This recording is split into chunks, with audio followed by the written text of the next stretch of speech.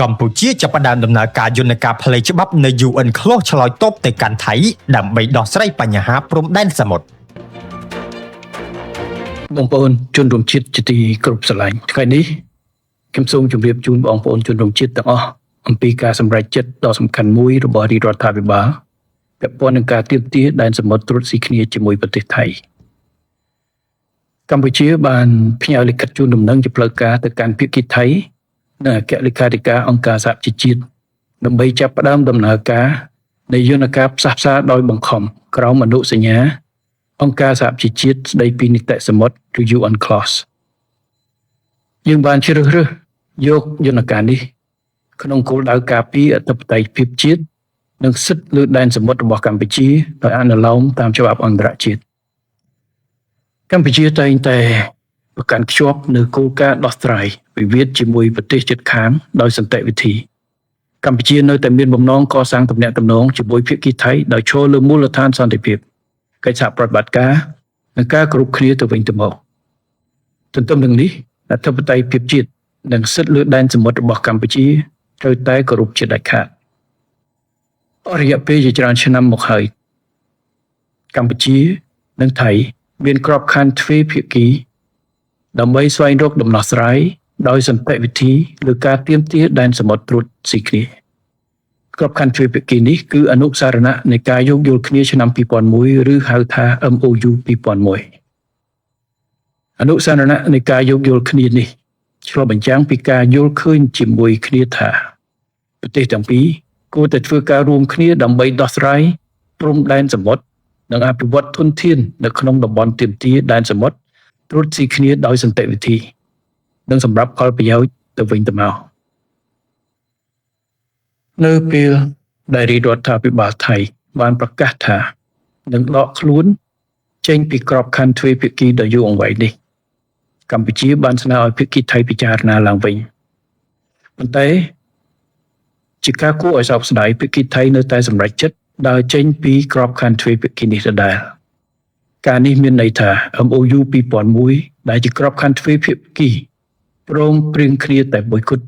សម្រាប់ដោះស្រាយតំបន់ទាមទារដែនសមុទ្រត្រួតស៊ីគ្នាក្នុងរយៈពេលជាង25ឆ្នាំកន្លងមកមិនអាចបន្តយកមកប្រើប្រាស់ទៀតបានឡើយ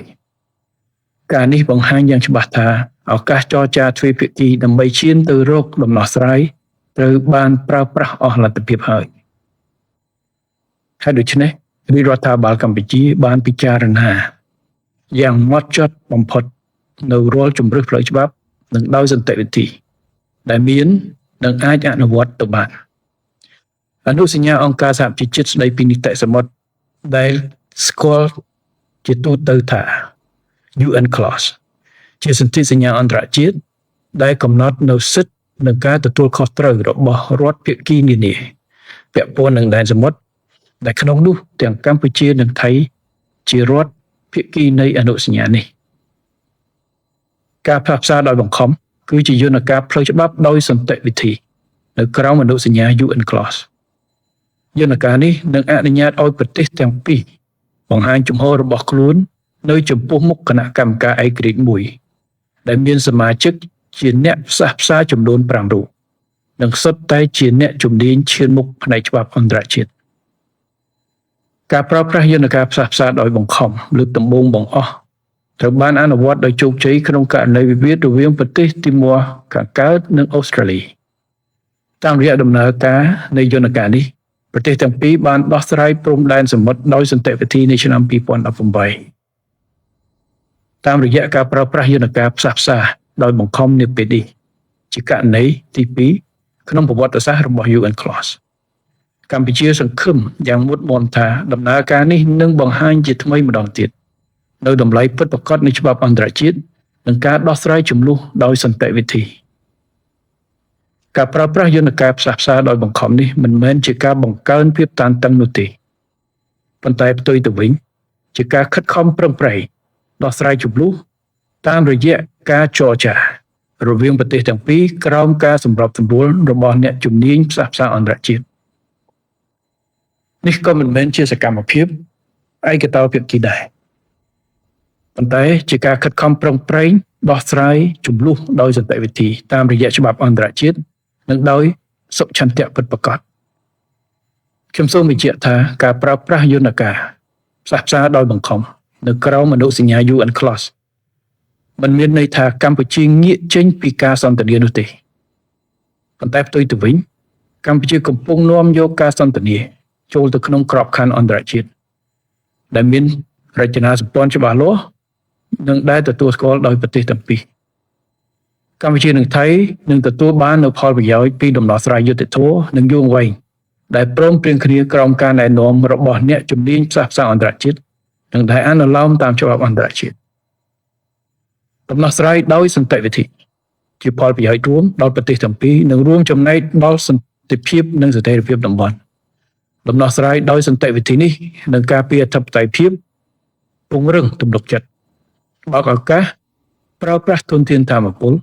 គាំទ្រដល់ការអភិវឌ្ឍនិងបង្កើតឱកាសការងារថ្មីមិនត្រឹមតែសម្រាប់ពេលបច្ចុប្បន្ននោះប៉ុណ្ណោះទេប៉ុន្តែថែមទាំងសម្រាប់ប្រជាជនជំនាន់ក្រោយៗនៃប្រទេសទាំងពីរខ្ញុំសូមបញ្ជាក់ជាថ្មីថាកម្ពុជាមិនដែលរំលោភបំពានអធិបតេយ្យភាពរបស់ប្រទេសដទៃឡើយជាមួយគ្នានេះកម្ពុជាបដិញ្ញាចិត្តយ៉ាងដាច់ខាតក្នុងការការពារអធិបតេយ្យជាតិរបស់ខ្លួននាពេលនេះកម្ពុជាបន្តប្រកាន់គោលជំហរទទួលខុសត្រូវដ៏មុតមមនេះដោយមិនមែនតាមរយៈការប្រើកម្លាំងតែប្រើច្បាប់ដោយមិនមែនតាមរយៈសកម្មភាពឯកតោភាគីតែតាមរយៈការរួមគ្នាដោះស្រាយដោយសន្តិវិធីខ្ញុំសូមអំពាវនាវដល់បងប្អូនជនរួមជាតិទាំងអស់ឲ្យបន្តរក្សាសាមគ្គីភាពជាធ្លុងមួយប្រកបដោយទំនុកចិត្តខ្ពស់និងភាពរឹងមាំការការពារអធិបតេយ្យភាពជាតិគឺជាកាតព្វកិច្ចរបស់ជាតិយើងទាំងមូលសូមអរគុណ